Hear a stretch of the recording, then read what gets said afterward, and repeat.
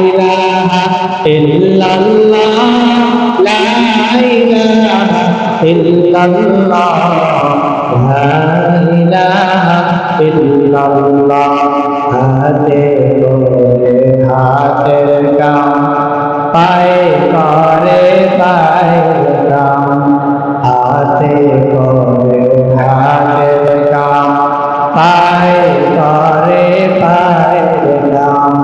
জবান জিকির আল্লাহ মহান আল্লাহ তাআলার জাতি নাম লা ইলাহা